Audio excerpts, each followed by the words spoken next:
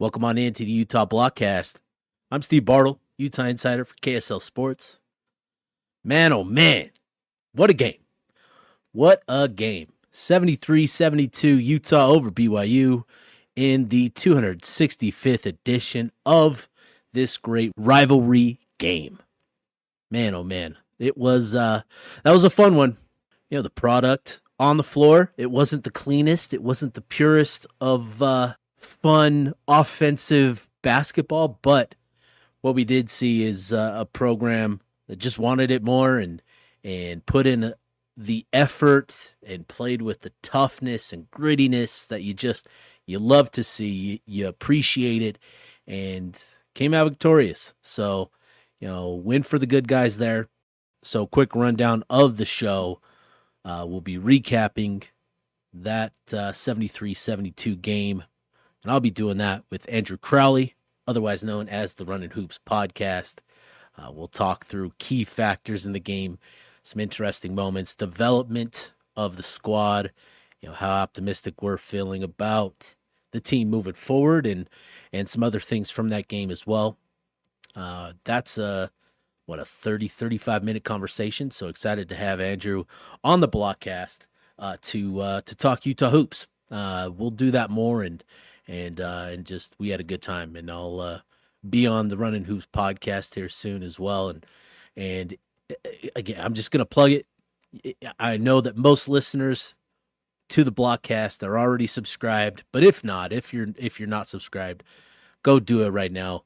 Andrew does an incredible job with the Runnin Hoops, with the Runnin Utes, covering the Runnin Utes basketball program, Big 12 basketball in general, and so yeah, just have a lot of fun with Andrew whenever he's on. After that, I'll assess Utah's mid-year class. So who has joined the program at the mid-year point? Basically, who's here now from Utah's 2025 class? That's freshmen and transfers. So we'll break down who has joined the program now and is enrolled, and who will be here in the summer. I'll talk about how they addressed their positional needs, and you know what position groups could see an addition, you know, this spring. So we'll do that, and then lastly, you know, I'll run through Utah's revamped quarterback room, completely new room outside of Isaac Wilson. So obviously a lot to break down, and I'll break down, you know, the room overall, talk about Devin Dampier and all that. So let's get to that conversation with Andrew Crowley. The Runnin Hoops Podcast does a great job. It was a fun 35-minute conversation with him. So, and he's also, you know, he's coming off a pretty big weekend for him and his fandom. So excited for him as well. But let's go ahead. Let's get to that conversation with me and Andrew. All right, joining me now, Andrew Crowley, Runnin Hoops Podcast. Andrew, what's up, man? Steve, good to be back on here with you on the Blockcast. It's been a minute, a hot minute, but you know, I'm glad to be here. Glad to be on here talking about a win over BYU versus a lot of other things that we could have been talking about in the weeks leading up to this episode. So happy to be here with you. We've certainly had those conversations of when we were going to record, and it just works out. You know, it worked out. You know that we didn't get together. Our schedules just couldn't make it happen. That's right. For whatever reason, until, you know, this 3-game winning streak. That's right. And the win over BYU. You know, That's just right. Coincidence. Yep. Well, cool, dude. Well, yeah, dude. You've been doing a great job with the Runnin Hoops Podcast. Obviously, if you aren't subscribed to it, go do that now. And I hope everybody that listens to the Blockcast is already listening to the Runnin Hoops Podcast. But if not, if there are some only football listeners, football truthers out there, open your eyes a little bit and embrace the sport of basketball, college basketball, because it's a doozy, that's for sure. And Andrew does a great job of not only covering Utah, but the Big 12 in general and college basketball in general. So, Andrew, man, it's been a good weekend for you. BYU gets the win. The Washington Commanders get the win. Coming up, Crowley. Yeah, I tell you what, I haven't had a weekend like this in a long time. Like I mentioned to you before when we were talking, like wandering in the desert as a Washington Redskins football team Commanders fan for That is 30 a years. combo. This Dan Snyder era was just terrible. Yeah. And it's just amazing. You get a new ownership, you get a new coach, you get a new quarterback, which, I know Ute fans are very familiar with Jaden Daniels. And all of a sudden it's just like the skies have parted over the nation's capital in football. And, here we are. And then of course the Runnin Utes, getting it done, doing everything they could at the free throw line to not get it done. Man. But getting it done nonetheless. Just incredible. An incredible weekend for me. Hard to top this one, that's for sure. Yeah. Well, hopefully the good times continue for you, because it obviously would bode well for Utah as well here. And it's been interesting watching this team, Andrew, and you've talked about that. You've covered them, in depth and up close. How impressed have you been with the program turning it around, getting into gear? I don't know how you want to describe it properly, but after starting out 0-3 in the Big 12, now on a 3-game winning streak with a valuable win over rival BYU. Just what are your thoughts? We'll talk bigger picture and then dive into the BYU game, but just thoughts on the last 6 games for Utah. Yeah, I mean, going into the Iowa State game, one of my keys to that game, sort of acknowledging that Utah was going to lose that game, was that Craig Smith was going to have to find a way to keep this team together after being blown out in 3 straight games. And, that's very easy to say. It's a lot harder to do. And watching them against Oklahoma State, watching them on the road at TCU, and then watching them continue to battle against BYU has been incredible, just in the sense that he's been able to keep the team together. The team has stuck together themselves, right? There's nobody out there that's kind of wandering or mad about their minutes, or if they are, they're not publicly saying anything. Right. So I think the job that Craig Smith has done over the last 3 games has just been outstanding in keeping the team together and really getting these guys to buy in. You look at the videos that the team has posted after the last 2 games, right? TCU, they mob Craig in the locker room. Mason Madsen's the first one that gets to him. Yeah. Right. And he was a healthy scratch against TCU. In this game, Miro Little is the first guy to get to Craig after the BYU game. He didn't play a lot in this game. So I just think that speaks to, Craig's ability to get these guys to rally around. And he said it, I think, in the post game last night with the media, but just it's easy to bail, but nobody in that building bailed. And I think that just speaks to the character of this team and that they play for each other and they play for Craig. Yeah, it's been a really commendable job in that sense, that they have been able to kind of get through that initial storm. And there's going to be more storms coming in the Big 12 because that's just what this league is. But a really impressive job to not only keep the squad together, but to help them elevate their level of play and to get more out of them. I think that's a sign of a sign of the relationship that a coach has with his players, is their willingness to, give effort, right? It's given me shades of the Utah football defense this past season, with all the struggles that they went through, and the defense didn't make every single play, but the effort was never in doubt, right? And that's what we've seen from Utah the last 3 games. The effort has not only been there, it's been amped up and taken up a notch. And I think that's the biggest key to Utah's turnaround is the intensity level, particularly on that defensive side. And I think, as we transition into the BYU game, I thought that was the biggest key for Utah. Obviously, when you watch that game, and it was a tough one. It was not the cleanest performance by either team.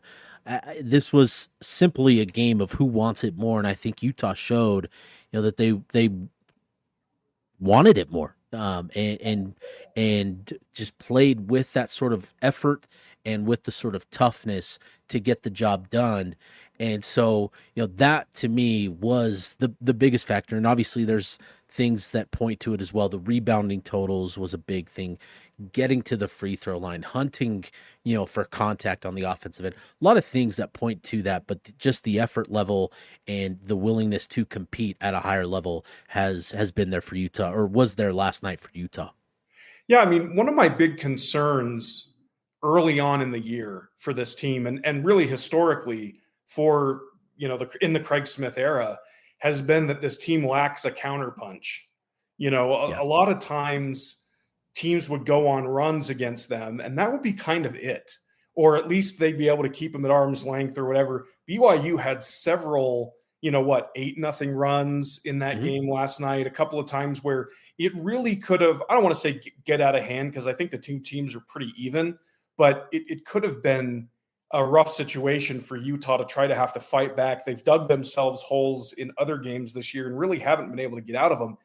In this game against the Cougars, they just counterpunched so well at times, getting down and then just fighting back.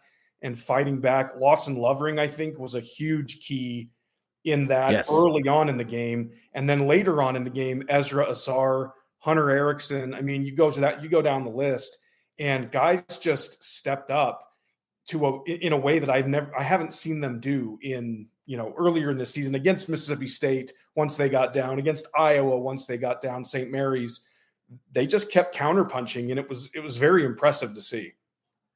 Yeah, I think that was the biggest lesson in, going back to the Texas Tech game.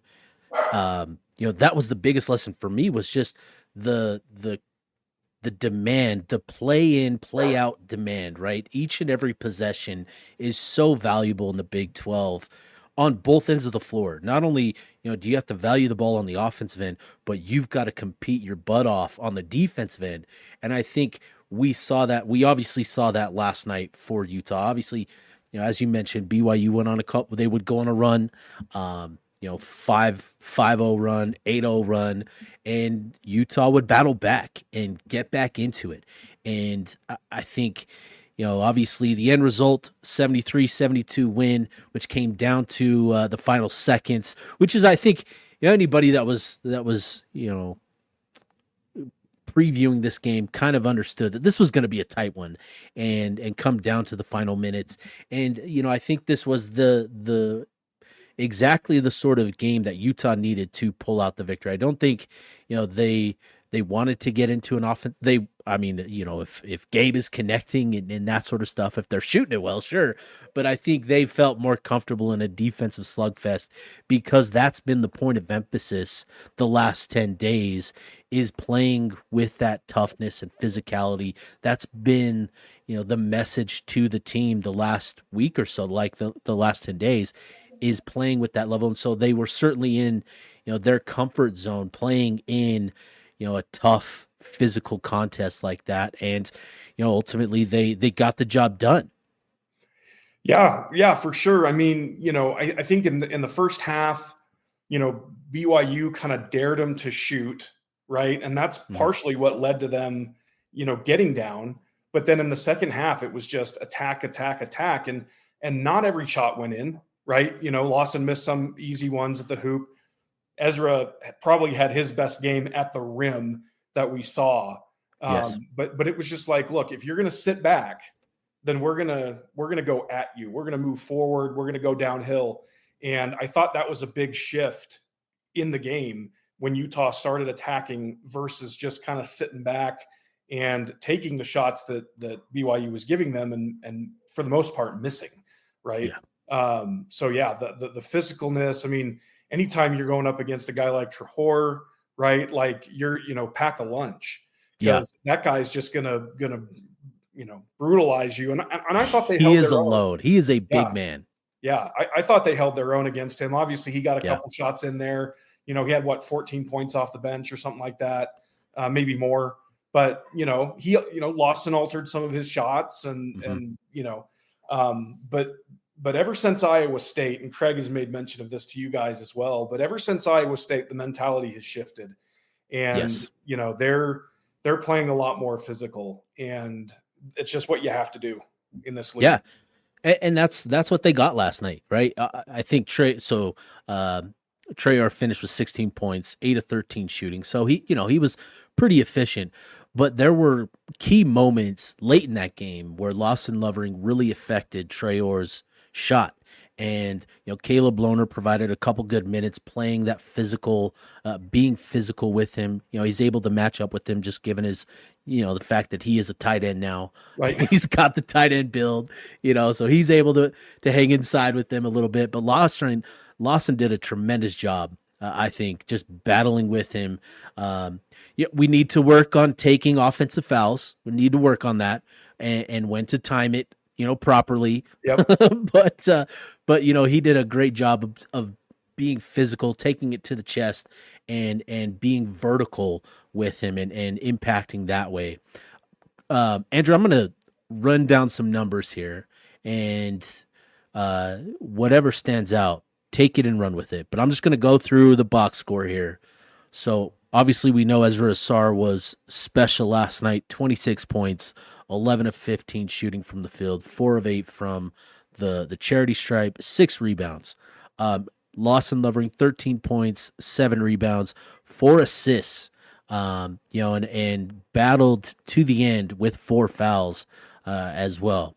Going through the rest of it, Gabe Matson, 8 points, 2 of 12 shooting, 1 of 11 from 3-point range, 3 of 4 from the line, only 1 rebound and 2 assists. But I thought he played a really tough game on the defensive end, which obviously it's hard to explain that from the box score. Hunter Erickson, 9 points, 2 of 3 from the field, both 3-point. All 3 were 3-point shots, and then 3 of 4 of the line. Massive 3-pointer.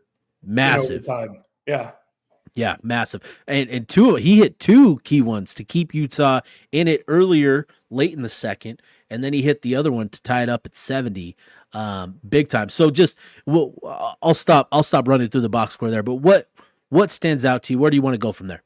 Yeah, so a couple things for me. Lawson got his 4th foul with 8:45 to go in the game and was on the court when they won it in overtime, which is, I mean, that's impressive for anybody, let alone a 7-1 center that they're going after.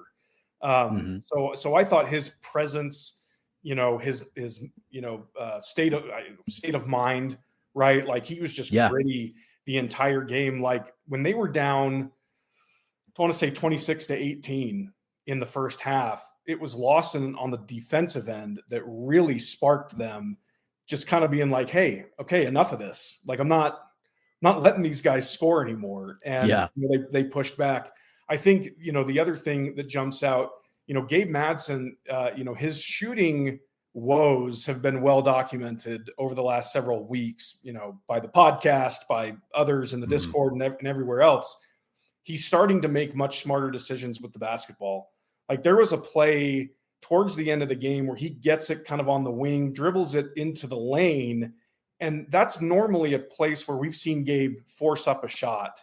Yeah. And I think it was Keba overplayed and leaves it off to Ezra for a dunk, right? Like and Keba's like, I don't know what happened. He slipped something, but it was like he got crossed over. I've never seen that where a player, slips up on a pass.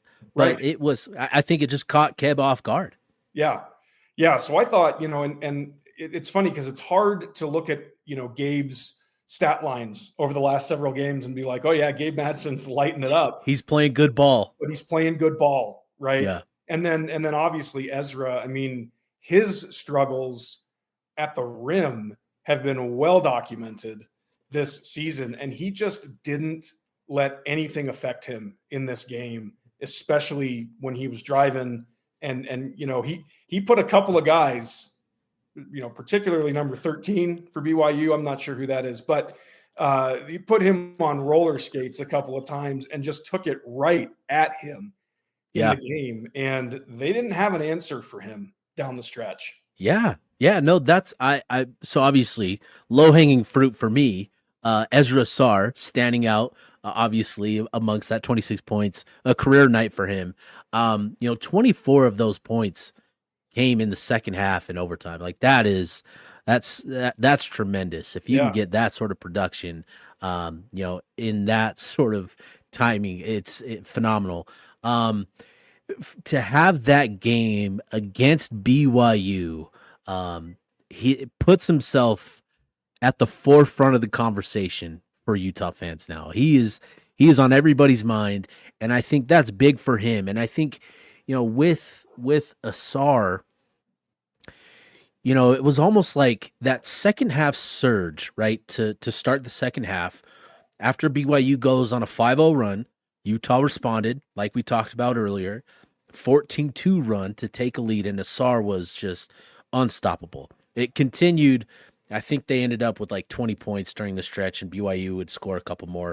It ended up being like a 20-10 run for Utah or something like that. But Asar he contributed to 16 points, 14 of his own. He assisted Caleb Lohner for an assist. But for him, I think that stretch was sort of like, it almost felt like the light came on, where he sort of realized what sort of player I need to be for this team. And more importantly, that he could actually be that player for Utah. The light came on, to use an old phrase, right? The light came on for him. And, will that light remain on? That's the battle with college athletes, right? It's just, you're dealing with young adults that you're trying to get them to become good. You're trying to help them progress and improve and become more consistent. And so for Asar, this is now 2 games out of the last 3 or 4 that he's eclipsed the 20-point mark. And I think for him, that sequence in that second half will be big for him moving forward, because, he realized, what sort of player he can be on this squad, and he went out and he did it. And so, I think the key for him will be maintaining that moving forward. He doesn't need to be 20 points a night. It would be great if he could, but I think the light coming on for him in that game, it was big for him and big for Utah.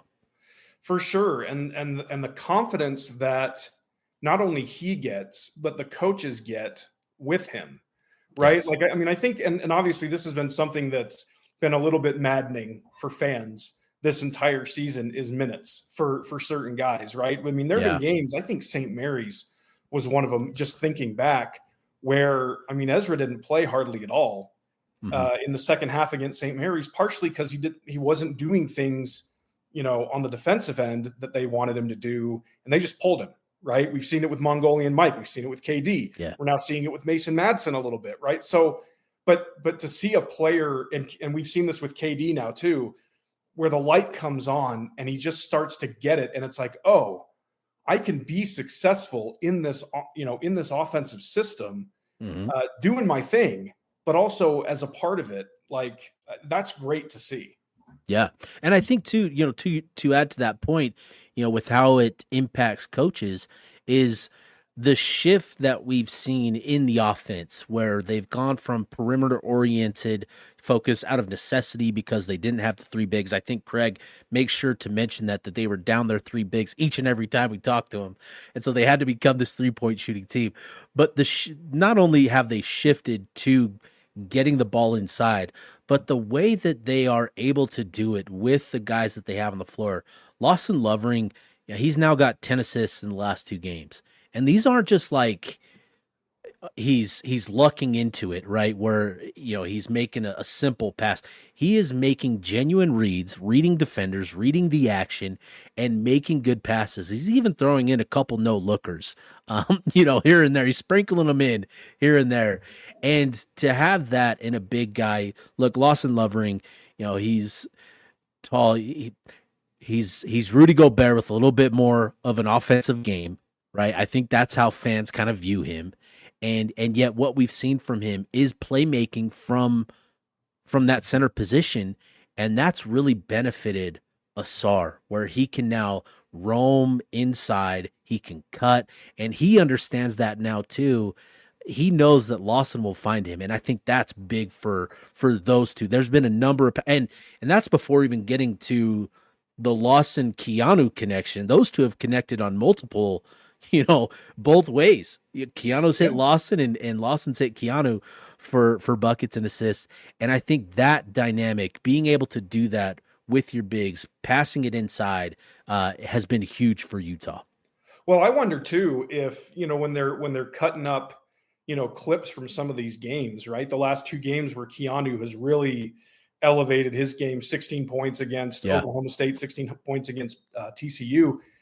If they're showing Ezra these clips and being like, look, see Keanu dive to the post, see Keanu dunk, right? Like this is not rocket science. And you've got a great, Lawson's passing is severely underrated as a part of what makes the engine go here. They use him up top to trigger the offense at times. He's very versatile, and it's easy to take a guy like Lawson and see him, miss a layup or drop a pass in the post and be like, worthless. Yeah. But it's all of the other things that he does and the way that he understands the game that gets him so many minutes. And, I'll go back to him not fouling out of this game and playing an additional 15 minutes essentially with 4 fouls as evidence of that. Yep. What do you think of Hunter Erickson being the late game closer on both ends of the floor? Like Craig talked about him being, so they made some adjustments in the second half. They put Hunter Erickson on Richie Saunders for a stretch, and that really kind of slowed Richie down. And Craig said, Hunter, he's just got that mentality. He's got that defensive mentality. And then he goes on the offensive end, knocks down the big three like we were talking about earlier, then sinks the free throws after airballing one, sinks the two to take the lead. What do you make of late game Ken? Amazing, right? Like, because here's the thing, and look, you and I are no different than a lot of other fans, right? There are guys that you look at and you're like, I don't see it and I don't get it. Yeah. And Hunter has had this stretch here, I think, for 4 or 5 games, like leading into this game, where it was like 25 minutes, 0 points, and like 1 assist or 1 rebound. And it's like, why is this guy getting time? But you listen to Craig Smith talk about him. They talk about his pick and roll defense and other things like that. And I just think, it's one of those things where playing him gave them some confidence, and he then delivered in a big moment, which is just crazy. Yeah. I'm about to have somebody knock on my door, which means my dog's going to lose its mind. So hopefully you can edit this out. Yeah. You're good. You're good. I just saw a car pull into my driveway. But yeah, Hunter Erickson, that shot, 70 to 67, all of the momentums with BYU, he just goes around a screen and pulls up and knocks it down. Yeah, like he's ordering lunch. Just, hits a three. Like it's nothing. Yep. Big time. That was big time for him. And I think he bailed out Utah offensively on a couple of those possessions, 3 possessions. The possession he went one for 2 at the line, then the 2 that he hit, the 3-pointer, 3 possessions. Hunter Erickson, broke down the defender, got to the rim on 2, knocked down the 3 on another, and that gets me to a point I'd be curious to hear your thoughts on. So obviously we're talking and praising the team for the effort that they played with, and there's little denying that they played with tremendous effort all game long. The intensity, the urgency was there all night. There was rarely a moment where you could point to and say, hey, that guy's not playing hard. He's not hustling. But, if I'm giving the effort an A grade, I'm giving the offensive execution like a C-, D+.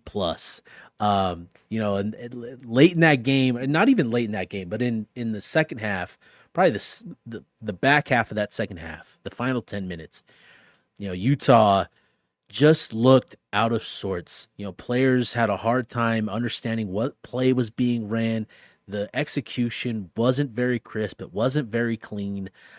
How concerned are you, or how optimistic are you that Utah can get it fixed, and what sort of benefit will that have for them moving forward? Yeah, so I've thought a lot about this. So I went back and watched the game, and I was taking some notes on it, and it was 53-48 for Utah in the second half. And I felt like that was the moment that they really could have seized, the momentum and I don't want to say put BYU away, but I think keep enough distance between them that the free throws down the stretch weren't as critical. And they just didn't do it. This team at times does struggle to put together back to back, a good offensive series. And I think part of that's gotta be free flowing, for the listening audience, I just used air quotes for free flowing offense that Craig Smith runs, right? Like, it's very player friendly, but it also,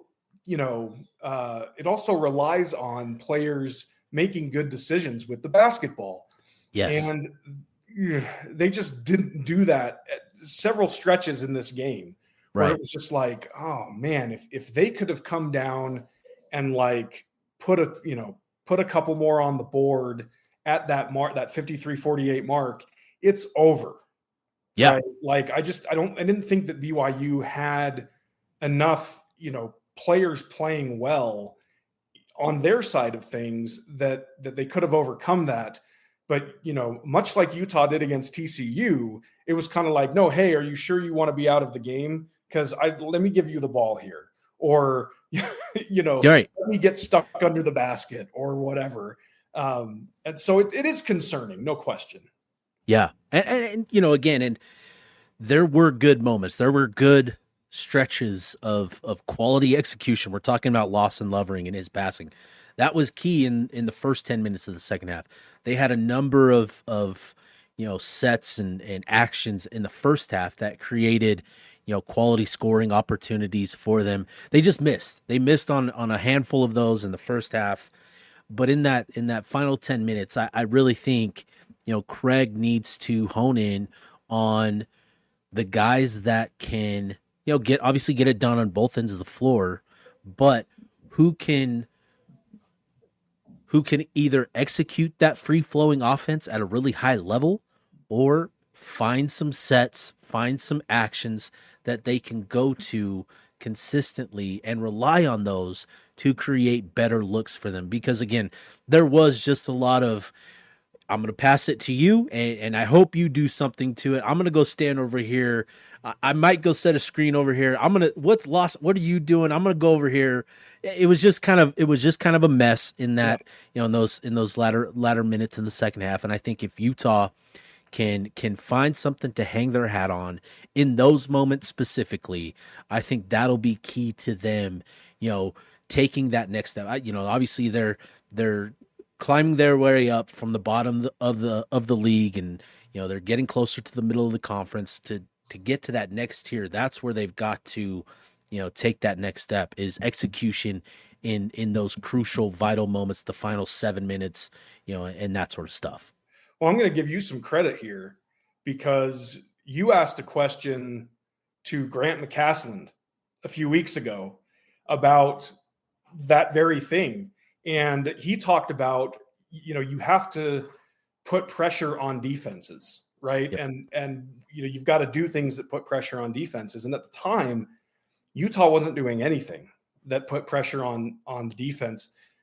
They're doing a little bit more now, but they need to ratchet that up a little bit, a little bit more. It can't just be, let's hope that Gabe gets going from three, right? Or, I mean, even, I know KD hit a three in this game and it was very big and timely, but like KD's not shot the three well. Jake's a little bit shaky. Like you've just got to do some things that put pressure on the defense. And if they can unlock that in this offense, whether it's Ezra or Lawson or Gabe getting to the hoop or whatever it is, it's just going to benefit them so much more down the stretch in these games, because they're going to be able to extend a 53-48 lead out to, 57 or whatever it is. They've got some stuff to work on, no question about it. And Houston coming up on Tuesday is not the best. It's going to be a doozy. It's not the best elixir to fix that. Yeah, I was talking with Mitch Harper, KSL Sports and all that, and he asked me who you guys got up next. And I was like, I don't even know. And then found out it was Houston. I was like, oh, they needed this one. They needed this win tonight pretty badly. Yep. And Mitch was like, yeah, BYU's going on the road to Colorado. And it's just like, God, that would have been so nice to travel to Colorado and stuff. But Andrew, any other final thoughts, odds and ends, takeaways from coaches' comments or anything like that? Anything else you want to hit on from this one? Man, I just feel so good for Craig, you should for Craig Smith, and for these that players. Yeah. A lot of people were down on them. And look, we had a long ways to go, right? There's 14 of these battles left in the conference, but I think for them to battle back from 0-3 in the league to get to 3-3 here, legitimately middle of the pack in the league, where a lot of folks were like, man, can we even win a game in this league? Now it's all of a sudden like, okay, like we've got, there's a little bit of juice, a little bit of mojo. Yep. I'd love for the fans to show out for Baylor and Cincinnati the next two home games the way that they did for this BYU game. I know that's a hard ask, but yeah, and all I would say, in my expert opinion, is just don't take anything away from whatever happens against Houston on Tuesday night, because what you're going to see, I can just promise you folks, Houston does that to a lot of people. They're the only undefeated team now in the Big 12, and they just beat the snot out of you and smile at you while they're doing it. Yep, no doubt. And, obviously with this rivalry game, it's an emotionally juiced game. We know that from football. Obviously, it doesn't have the physicality, but it was pretty physical out there. Obviously, it's, there's different levels to this, but this game, this rivalry game, it demands a lot of players. And so, having to go on the road a couple days later to Houston, the top team in the Big 12, that's a tall ask. So yeah, I'm with you. Don't take a whole lot away from that Houston result, whatever it ends up being. But show up for Baylor, show up for Cincinnati. Those are two games that Utah can win. And I think with crowd support like they got last night, they can win a handful more beyond that as well. So, man, it's going to be fun. I think this was a big win. And as you mentioned, feel good for Craig, feel good for the players, obviously, to dig themselves out of that 0-3 hole, to be playing the way that they are, to know that they still have better basketball to reach. I think that's so exciting for this squad, to get that win last night with, an ugly performance, a C- level execution grade, and to get that win is big for them, because they can play so much better, and they have potential, and this team is coming together. You can feel just the camaraderie that these guys have with one another. And I think, good things are coming for Utah. There's going to be some tough times, some storms ahead, obviously. Still got Kansas and those programs on the schedule as well. But last night was a big one, and now it's about taking the momentum from this game and not losing it, right? Maintaining it. And I think Baylor, Cincinnati, those are great opportunities to add to that and to continue with this positive momentum moving forward. Yeah, for sure. I mean, you go back to our off-season podcast that we did.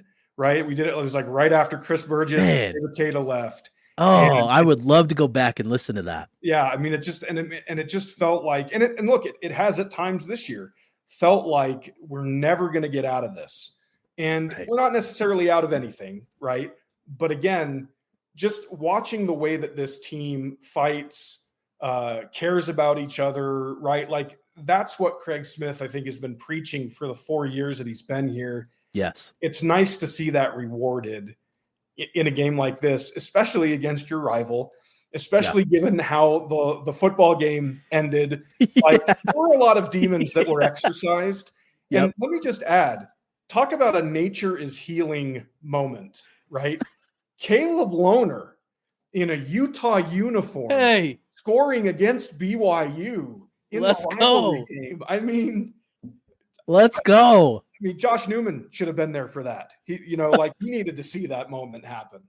So yeah, I think there's a lot to feel good about. With 14 to go here in the season. Yep, absolutely. And I think an exciting thing. One last thing for me: the Musts showing up in the way that they did for that game, huge. Shout out to the Musts. There were a lot of football players in attendance. There were a lot of student athletes in attendance for that one. So shout out to those guys. Keep showing up because they made a difference. They made an impact on that game. Fans impact winning, as Craig likes to say. And so, who impacts winning? Andrew Crowley and the Runnin Hoops podcast. Andrew, dude, appreciate you, man, as always. Great stuff. Let the people know where they can find you. I'm sure they're already following you, but just let them know. Yeah, man. At Runnin Hoops, pretty much on any social, right? Mm-hmm. X, Instagram, Blue Sky. I'm over on Blue Sky now. Did you have a TikTok? No TikTok for me. No TikTok. You don't have to worry about that no more. I can barely handle the Instagram. Yeah. And then, just wherever you get a podcast, we try to put out two episodes per week during the season. If I may plug a couple of my recent episodes. Absolutely. Yes. I did one on, Mark Harlan's comments on Craig Smith, which has gotten a lot of feedback. And then, the BYU preview that I did, just so many great movie clips that I included in that and other clips to just heckle the crap out of the Cougar players. If you're a Utah fan, you'll enjoy it. If you're a BYU fan and don't have a sense of humor, I'd stay away. But, also, sorry, I know we're trying to get out of here. Kevin Young was begging for a technical in that game. Oh my gosh. Yes. The whole game. Yeah. He was out on the Utah Health logo at the Utah side. How many warnings did he get in the game? My goodness. So I just tweeted this out not long ago, but Kevin Young and Tony Padilla buddy cop show is something that we need. We need to see that. So yes, we do. Yes, we do.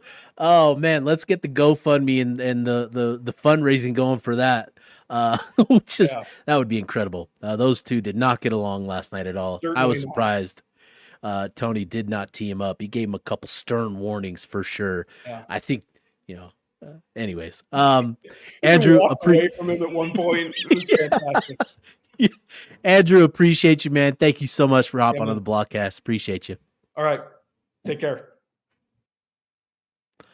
All right. Appreciate Andrew for hopping on. Talking some Utah basketball. Again, a big win, 73-72 over BYU. Utah's now tied for 8th place in the Big 12 Conference. And so, yeah, it'll be up to Craig and the Runnin Utes to keep building upon this. And obviously a tough test against Houston, but big opportunity after that with Baylor coming to town and Cincinnati after that. So hopefully we see similar crowds like we saw last night moving forward. So let's switch gears here to Utah football and specifically the mid-year class. Let's talk about that. I think, obviously signing day and all that, the early signing period and talking about the class just in general is great. But I think, assessing it more so in terms of who is actually here right now, so you guys know who's participating in winter workouts and who's going to be here for spring ball and that sort of stuff. I think that's a better way to talk about this class because we've been sitting on the signing day class for about a month now. So let's run through the guys that are here, the mid-year enrollees, both freshmen and transfers, And that way, again, we have a good idea of who's here, who's involved, who's, participating in winter workouts and all that sort of stuff. So I'm actually going to start from the specialist and the defensive side of the ball and work my way to the quarterback room, because I'm going to break down the quarterback room specifically, and go a little bit more in depth on what Utah has in that quarterback room, which has been almost completely remade. So let's start with the specialists. Utah is bringing in 2 new specialists: kicker Dylan Curtis, freshman out of Murray High School, and punter Orion Phillips. Utah adding 2 specialists to the roster. Adding Dylan Curtis is significant because this kid has a leg. He is just a beast of a kicker. Orion Phillips coming here from Missouri. 52 career punts, 43.5-yard average with a long of 71. So he's got some potential to boot it. Will he be, equal to or thereabout with Jack Baumeister? If he's in that realm, that's all you need. And so, you add a punter like that, to add him to the mix, and he's here already as well. So he'll get to work. I think he's been snowboarding and stuff. So, your typical Australian, just acclimating quite well into Salt Lake City, as those Aussies tend to do. So excited to add another one. And the main on the kid, keep it. All right, let's transition to the defense side of the ball. We'll start with the defensive secondary and just kind of work our way to the other end. So Utah has welcomed Jason Stokes, cornerback out of Texas, as well as Nate Tillman, safety out of Texas, as well as transfers Donovan Saunders, Blake Cotton, and Jeremiah Caldwell. A lot of length, a lot of size and length with these 5 guys here. Just great size. Donovan Saunders, 6'4", 190 pounds. I didn't know he was a redshirt junior. That's actually super awesome for Utah, because now you've got him for 2 years. Blake Cotton, a senior. Jeremiah Caldwell is also a junior, which is pretty big. So you get those guys for 2 years, have them in the program, this year and potentially beyond. I think that's pretty exciting. Jason Stokes, 6'1", 160 pounds. Obviously needs to add some weight, but really promising. Great length, with his frame. Nate Tillman, I'm super excited about him. He's a safety with great range. He'll fit well at that free safety spot. So really like that. So you brought in 5 in the secondary that'll be here during winter workouts. That's pretty big, given the fact that you had to say goodbye to Zemiah Vaughn. You lost Cam Calhoun, and you're going to be incorporating just a number of players here. It's good to have the qualities that these guys do. Jeremiah Caldwell has a little versatility as well, able to play a little safety. He could be an interesting chess piece that could go back and forth between corner and safety. We'll see. But having those 5 here is pretty good for Utah. In terms of who will be here this summer, Utah will welcome Dion Mays and Manny Shelton.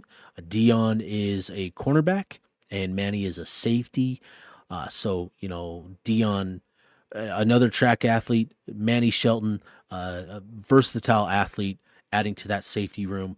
So, Utah's in pretty good shape here at both cornerback and safety. I don't anticipating them looking to add another player to either position group, but really like what Utah has brought in at the mid-year point, and still, a couple of guys to join the program this summer. Moving up to linebacker, 3 freshmen joining the program early: Christian Thatcher, Cyrus Polo, and Matiaki Halu returning from his mission.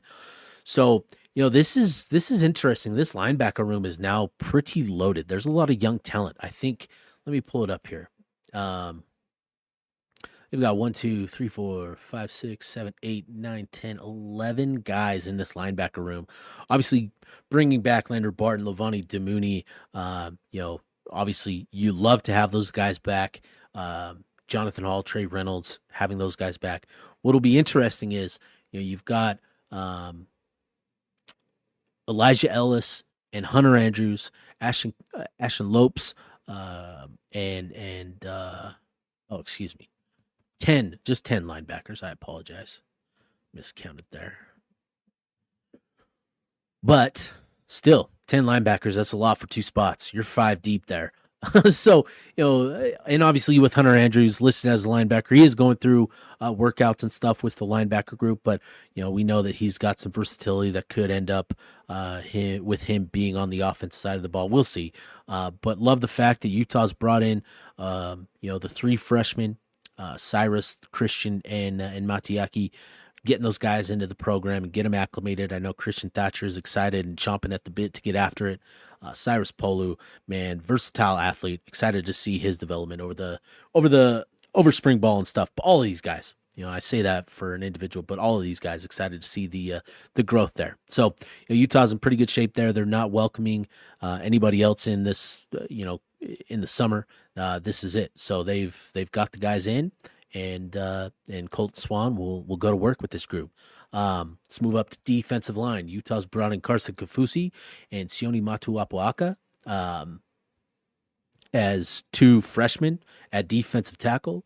And then they've also brought in their edge rushers, Jackson Jones and Lance Holtzclaw, as transfers. So I'm really high on Carson Kafusi. I have been since I saw him last summer. He's a guy that I think Utah will work really, really hard to get him up to speed, to play him as a freshman. He's already 6'6", 286 pounds. Can he add a little mature physical strength, that taking on that adulthood body, the strength and conditioning stuff, adding some of that athletic thickness, a throwback term that I used to love. But Carson Kafusi, man, he's a guy that, saw him up close at a camp over the summer, going up against, some of the top offensive linemen, in the state, Darius Afalava, Aaron Dunn, and, operating at defensive end and defensive tackle at this camp. And obviously it's, you're not in pads. The guys aren't in pads, but he really flashed some exciting qualities.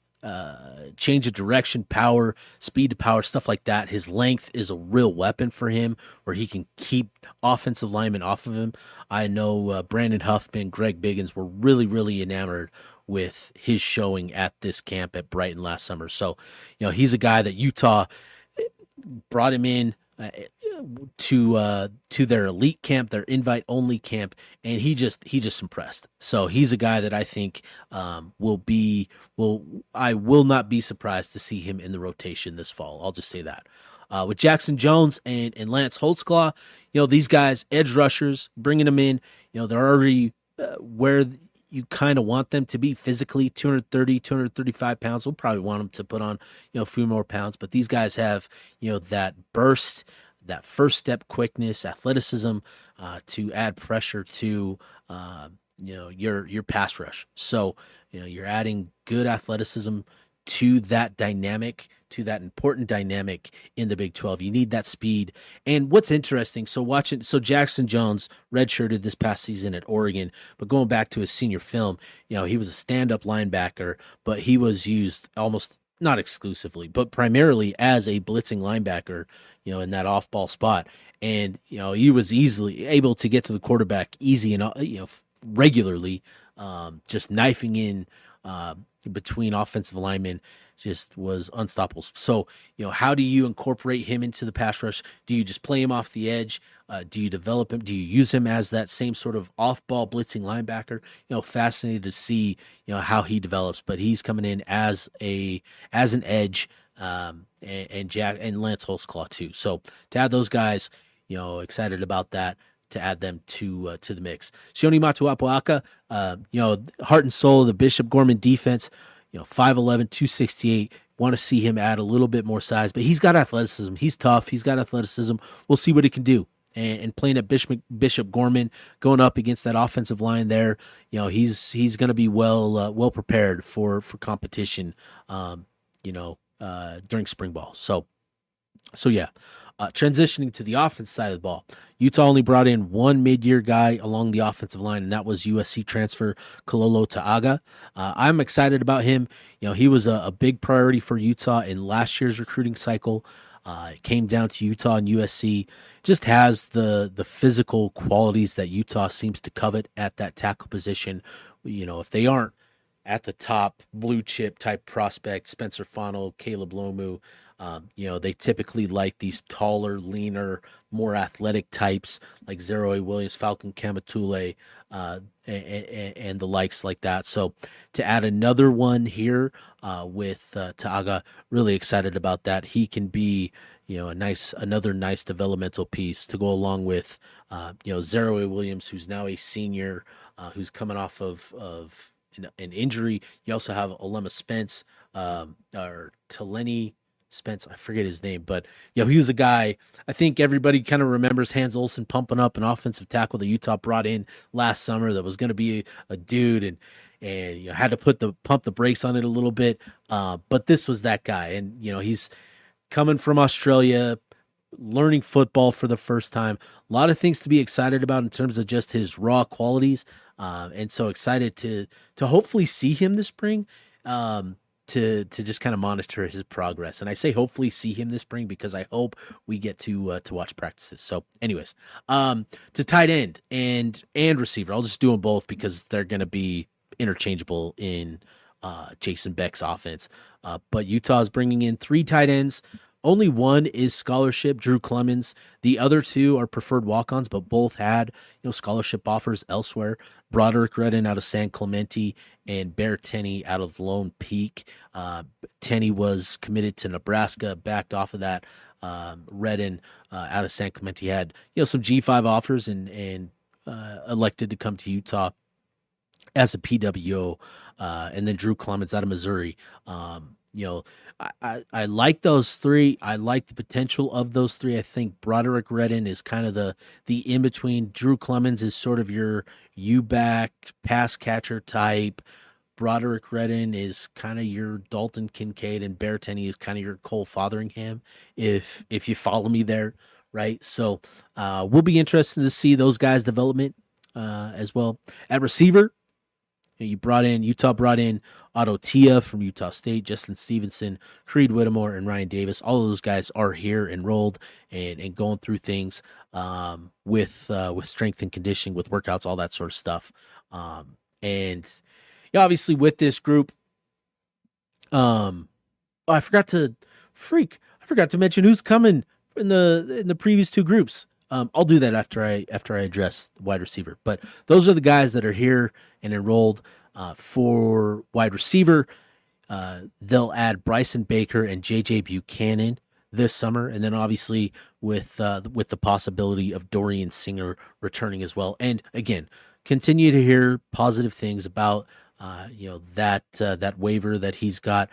With everything that's going on in the NCAA, I would be surprised if he doesn't get another year for however it comes to be. I think he'll be a Ute in 2025. So that's what they've got coming down the pipe. Utah, I don't think they'll add. Oh, there's another receiver. I forgot to mention it, but Mana Carvalho, he is a freshman out of Kahuku that has joined the program as well. 5'9". He's the dynamic 2A athlete out of Kahuku, the younger brother of Kai Carvalho, who committed a couple years ago. Mana is a little bit bigger, has better size. He could play defensive back, could play receiver. So he's joined the program as well at receiver as well. It'll be interesting to see how this wide receiver room shakes out with the guys that they've brought in as transfers. Otto T, obviously 6'4", 220. Justin Stevenson, he's kind of your vertical guy. Good speed, had an average depth of target of 18 yards. Creed Whittemore, Ryan Davis, kind of your intermediate short route type guys, timing route type stuff. And then they'll add, Baker, who I went back and watched his film. I really like Baker. I think he's going to be a reliable guy.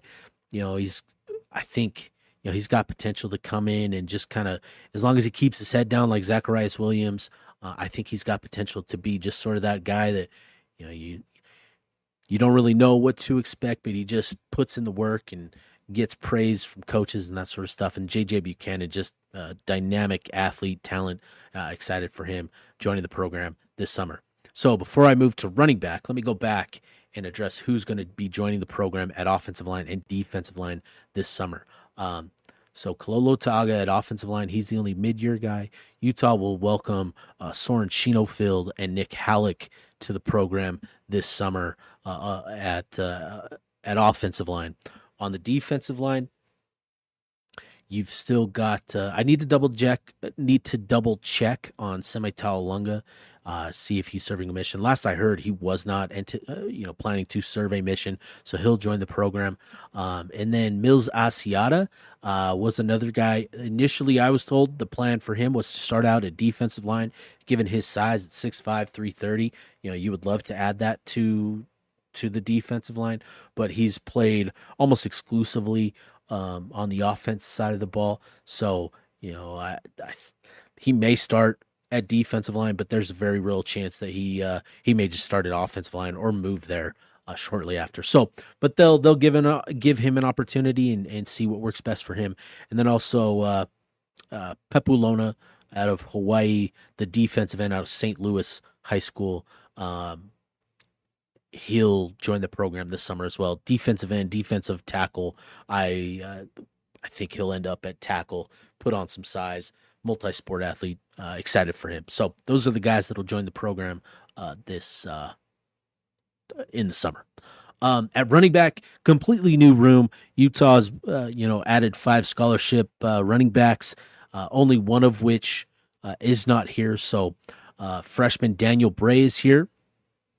And then the 3 transfers, Wayshawn Parker, Devin Green, and Naquari Rogers are all here as well. The only one that isn't is Racing Guillory.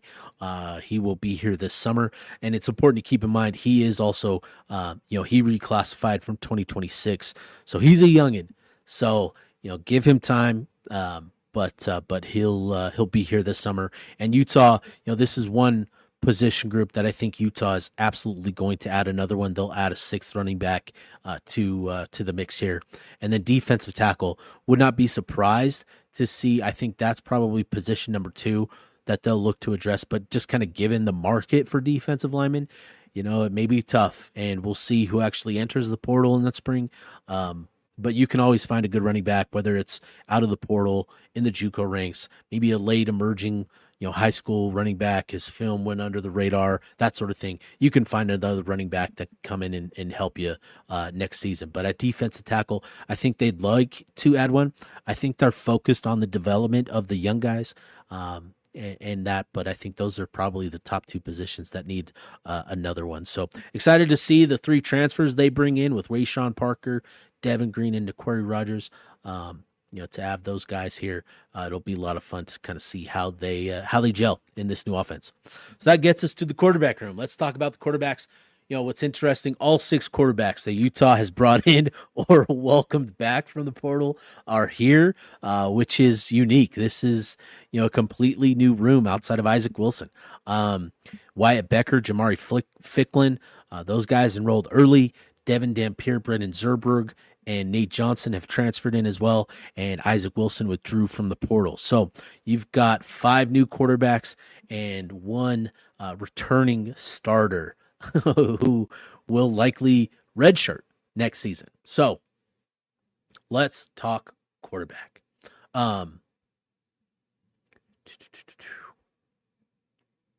All right, so let's start with the anticipated QB1, Devin Dampier. The reason you bring him in, obviously the familiarity with Jason Beck. And, I asked Coach Beck just how valuable is it to have Dampier follow him to Utah, given the fact that he spent the year in the program. And Coach Beck, was really good in explaining why that is so valuable, right? I think it's important to understand that offensive coordinators, they need to know what the strengths and weaknesses of the guy that they're working with, and to have a year of time spent with an individual you tend to learn a lot about that quarterback. You know what his strengths are, you know where he needs to improve, and Coach Beck acknowledged and said as much that, hey, yeah, we know where we've gotten him. We know where we need to improve. I know him at a really high level, and it's up to me to get to know everybody else on that same level.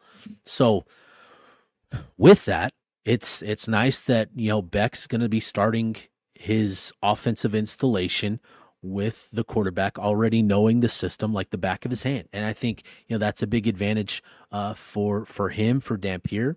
And if you're not looking at Dampier as the penciled in starter, you absolutely should, because he is going to be QB1.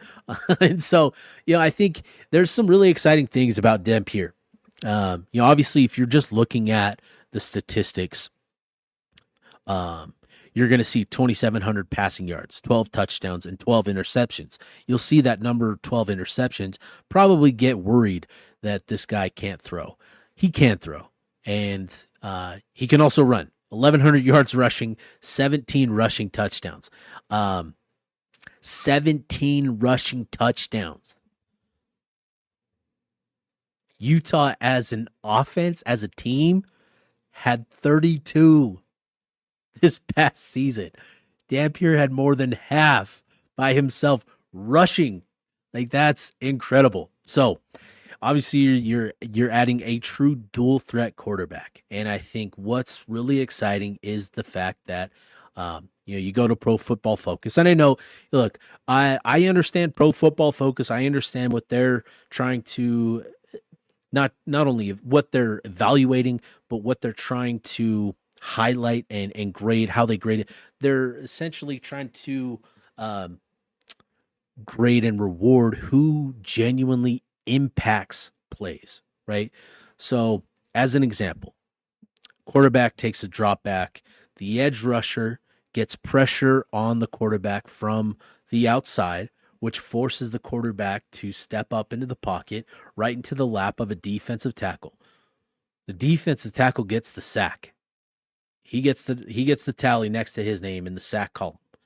But who actually made that play? It was the defensive end. And that's where PFF tries to reward with good grades. So I hope that kind of explains kind of just their methodology. They're trying to actually evaluate who is genuinely impacting plays. So with that in mind, the quarterback position, that's a position you want to see a positive grade for, right? And lo and behold, Devin Dampier earned a PFF grade of 90.1 last season. In the Big 12, Shedeur Sanders had a 91.1 offensive grade. Isaac Wilson, his grade, unfortunately, 49.6. So kind of get a feel for the difference here. And, that offensive grade, it's just in general, offense in general, passing wise, Devin Dampier earned a 79.6 passing grade. So what they're trying to evaluate there is accuracy. Obviously a completion is only part of the story, but how accurate were you? Were you able to hit a receiver on the numbers? Was the receiver forced to, go up and extend his body, expose himself, to a big hit and that sort of stuff? Those types of throws will negatively impact a PFF passing grade. But you make a throw on the numbers, on the run, allows the receiver to make a play afterwards, protects a receiver from a big hit. Those are the types of throws that are rewarded. And so Devin Dampier earning a 79.6 grade, that would have been fourth best in the Big 12 behind Shedeur Sanders, Josh Hoover at TCU, and Sam Levitt at ASU. So again, some positive things here. I think the most exciting thing for me, I was reading an article in The Athletic that talked about quarterbacks in the transfer portal and why familiarity with quarterbacks is so important. And it talked with what's his name? Coach David Yost. I knew it was something like that. That should be a fairly familiar name for people here. He was a coach at Utah State, offensive coordinator at Utah State. It was also with Mike Leach, spent a lot of time under Mike Leach. In this article, it talks about, evaluating quarterbacks out of the transfer portal. And one thing that Coach Yost talked about was he shared something that Mike Leach believed in. And, Mike Leach knows a thing or two about quarterbacks. He said, don't focus on completion percentage, focus on completion just in general, but focus on completion percentage on throws down the field, intermediate throws, deep throws. That's a truer sense of a quarterback's accuracy. You can inflate completion percentage by, dumping it off to running backs, screens, short throws, that sort of stuff. How accurate, what's their completion percentage on throws down the field? And so this is where I actually get pretty excited about Devin Dampier. So PFF has this stat that they keep. I've talked about this to people that I've had conversations about this. So you've probably heard this from me if you've talked to me about Dampier.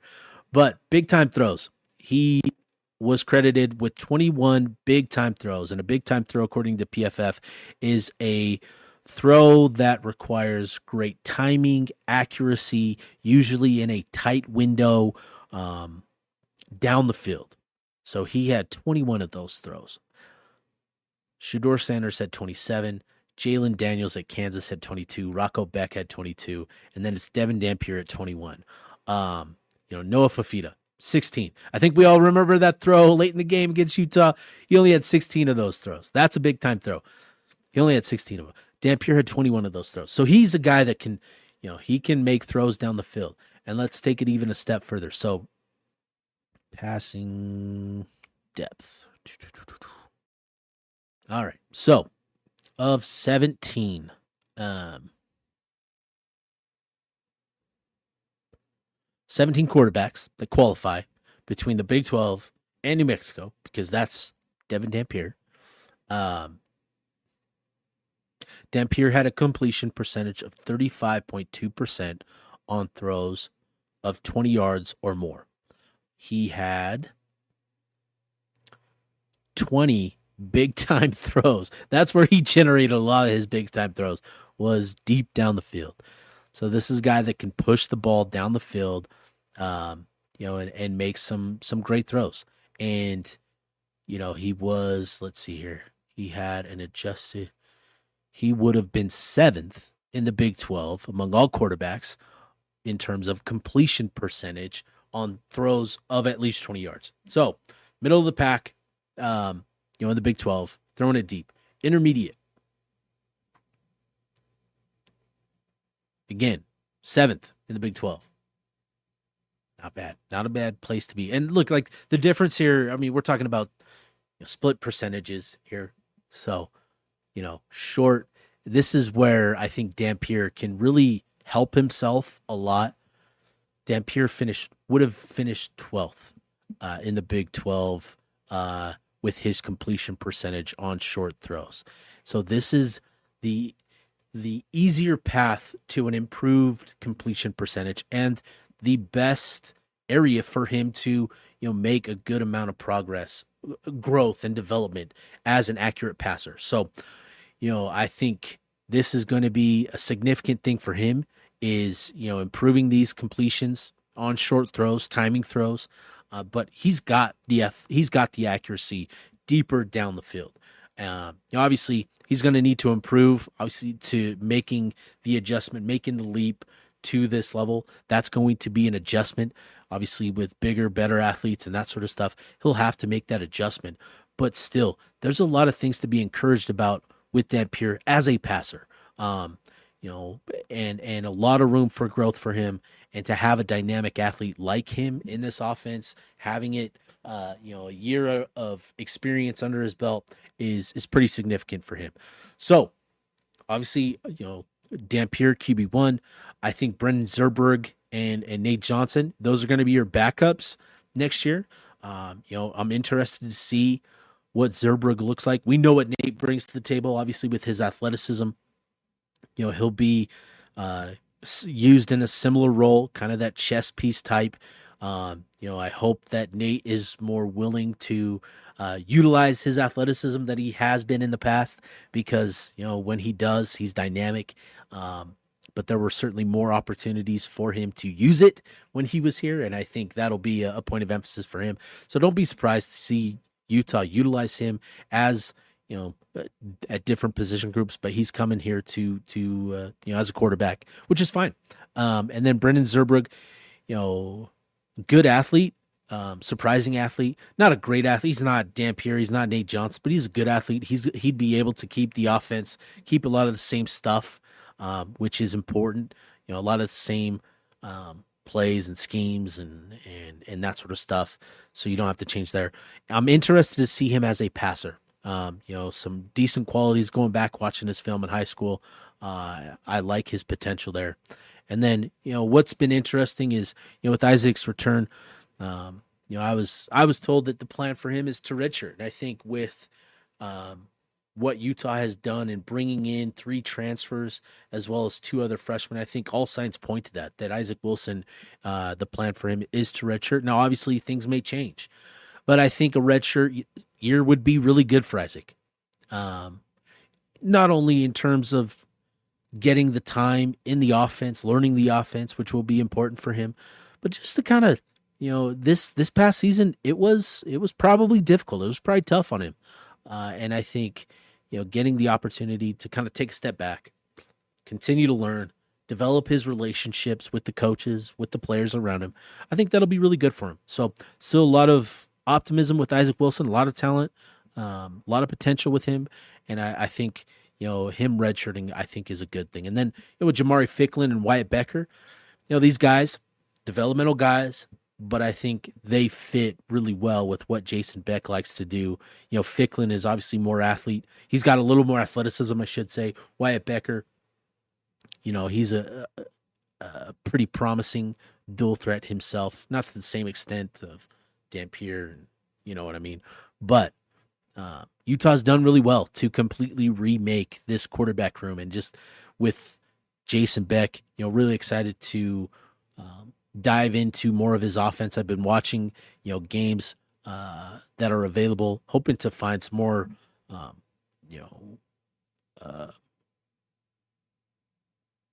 all 22 film on New Mexico, just to do a deeper dive on what they like to do and that sort of stuff. But just watching his offense, this quarterback is everything to the offense, and I think working behind this offensive line at Utah, I'm excited to see what he cooks up. So, man, I'm excited to get back into the groove with the podcast. I appreciate all the listeners that stick with me through my inconsistencies. Again, I apologize about it all. I'm working on being more consistent with it, more thorough, and just better. That's the whole focus, is just being better with it. And so, again, appreciate Andrew Crowley for hopping on, talking Utah basketball. Again, a big win for Utah, 73-72 over BYU. And so, yeah, we'll see with basketball, trying to get into kind of a nice little rhythm here with the basketball schedule in order to, recap the previous game, preview the next game, get some guests on more frequently and that sort of stuff. And then again, I want to hear from you guys, want to incorporate you, the listeners, more often. So please feel free to at the Blockcast Pod account on Twitter. You can at me on Twitter, S Bartle or KSL Bar. I forget my new handle, but you guys follow me. You know where to find me on Twitter. So at me and all that, and we'll keep this thing going, man. Appreciate you all. This is me, Steve Bartle, Utah Blockcast, signing off.